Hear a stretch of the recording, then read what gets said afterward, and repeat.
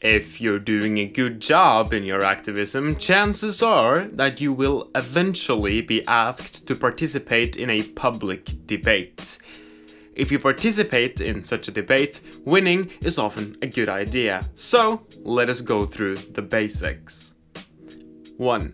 Is this a debate worth having? Before you even start preparing, you have to ask yourself, is this even worth doing? Remember, debating is not about having an exchange of arguments, so the audience can carefully and intelligently evaluate the arguments on stage. No, debates are in the vast majority of cases a competition in looking good. Your goal is not only to have the best arguments, it is mostly about having a good performance, and everyone else on stage is aware of how crap debates actually are. As an inexperienced debater, it is likely that you will fuck up the first few times, and if the people you're debating are disingenuous assholes, you'll probably do more harm than good in the debate, even if you're well prepared. It is important that you ask yourself whether or not the debate offer is worth accepting if it ever comes. The main candidates for debates not worth having are debates surrounding conspiracy theories. You know, conspiracy theorists can justify anything, because they don't even have to care about evidence. Staying away from people that are arguing in bad faith is also often a good idea, unless you're really confident so you can call them out on their bullshit. So, now that you got this in the back of your head, let's move on. Basic appeal.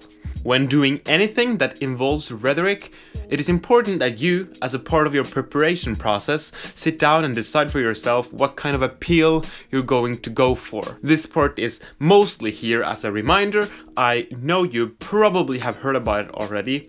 The point is, you'll have to make a contextually appropriate choice here. We'll talk more about contexts later in the video, don't worry. Are you appealing to the emotions of the audience, or are you trying to seem like a 200 IQ SJW genius that prioritizes the reals over the feels? Or are you trying to dominate the opponent in an unfair control technique way?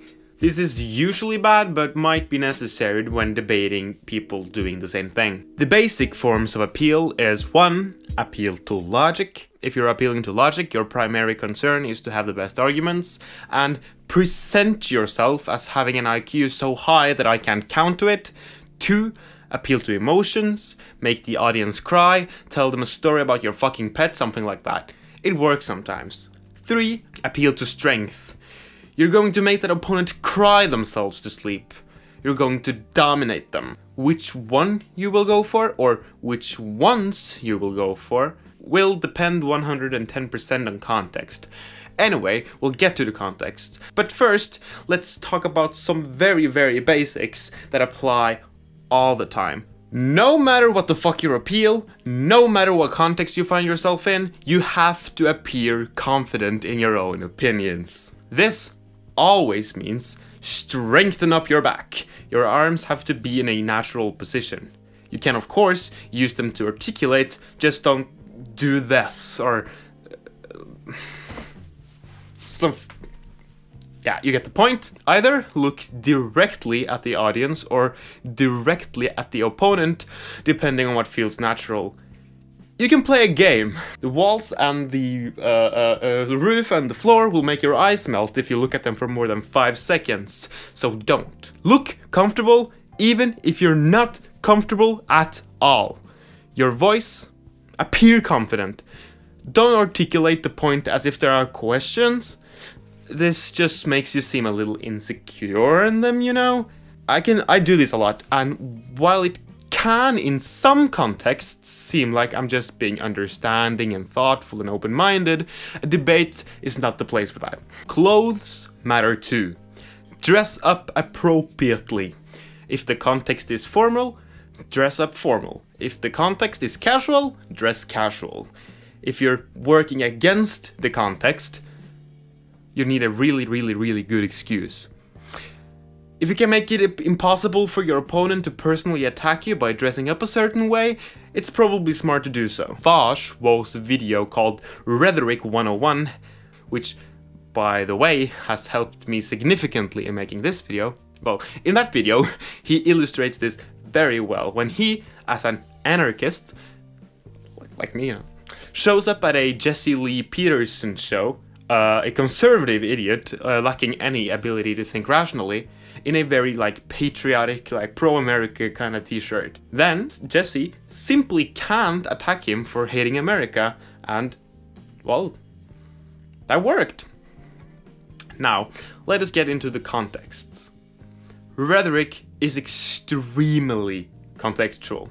There are so many contextual factors that affect how you should deliver your arguments in a rhetorical setting. Why are you even invited to show up in the debate? Are you there to defend something controversial you've done? If so, you'll need to have a drastically different tone compared to if you're there to attack something controversial someone else has done. However, although there are many different contextual factors, we can at least somewhat, well, categorize how we should act in different kinds of contexts on a few spectrums. Many of these will seem like a little no shit Sherlocky, but that doesn't really matter. The point is that we need to be consciously aware of them. The first one is civility. Write this down, okay? Based on the context you find yourself in, you need to figure out if it is productive to be kind and understanding of the opponent's point of view, or if it is a better tactic to create a fucking shit show on purpose and hopefully come out looking good. In interviews, for example, it is probably, not definitely, but it's probably a good idea to be civil.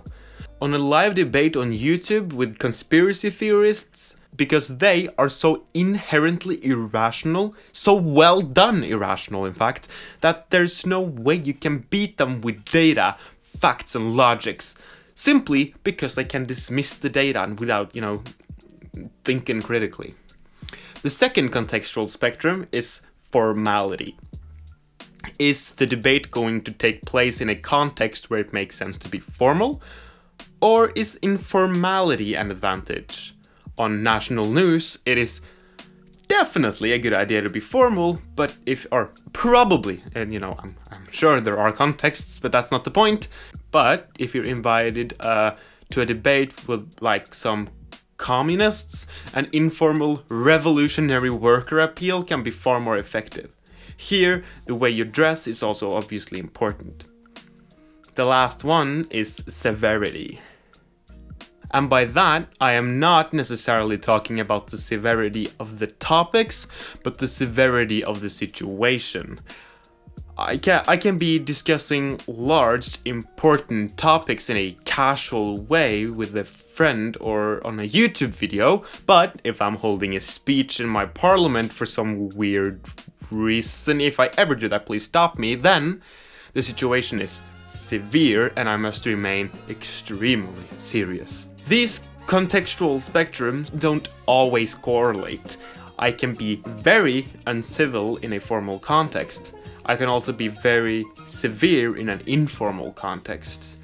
You have to judge what the context is like yourself and then decide how you're going to relate to these. What to keep in mind because you're a communist.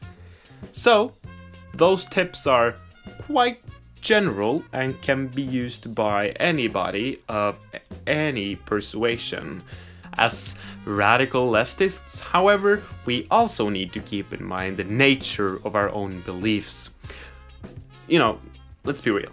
We believe in things that seem very weird and far-fetched, maybe even crazy, to those who aren't already familiar with our ideas.